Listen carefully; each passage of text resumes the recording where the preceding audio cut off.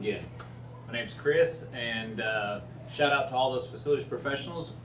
This is another one of those pro tips from National Association of Church Facilities Managers. And today what I want to talk about was unclogging a toilet using a plunger or plunging a toilet, or what some might have other terms, cleaning a drain out. And so we take our typical plunger like this, and one of the key things I want to show today is that when we're unclogging a toilet, what's important is not the push down, but the pull back up, the suction. So what we're trying to do is to get the clog to actually disengage. So something has clogged into that sort of that P-trap of sorts of a toilet, and then we want to bring that back up so it can be dislodged and broken up. So when I approach this, I'm going to come down nice and slow on a clog that's pretty full right here if I need to remove some debris or some depth to get mine in there. And I'm going to really slowly depress that plunger till all the air is out, and then I'm going to more rapidly suck. So what I'm trying to do is to pull that clog back towards me so that it breaks up. And it might cause a little splash, but what my goal is to ensure I don't make that clog worse, don't push it in. And that would be more of a last resort. So the key today is that pull that clog back up and dislodge that. So if the clog has some shape to it, we're turning that to where it goes back down a different way.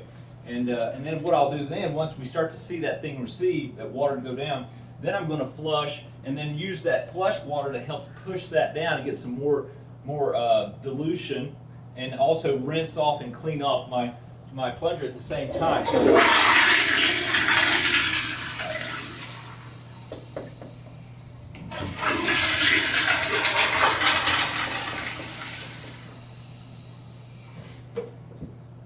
Additionally, what we can use is a toilet auger, and a toilet auger comes in pretty handy, and this way we've got this stored. And before I install that, I'm going to pull that toilet auger all the way up to the full length, and then when I install that, I can slowly slide that auger cable down and be rotating that. This cable is typically long enough, this auger cable, just to get to the end of where that wax seal is at the floor, and not much further. So just enough distance to ensure you've gotten down into the main drain.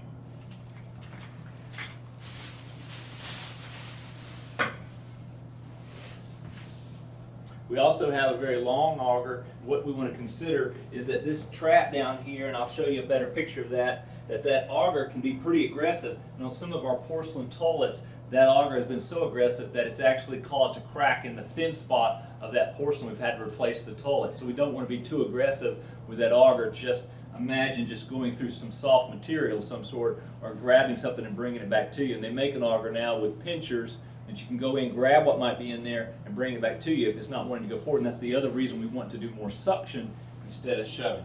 Well, that's another pro tip from the NACFM. I hope that helps out for your teams in the field.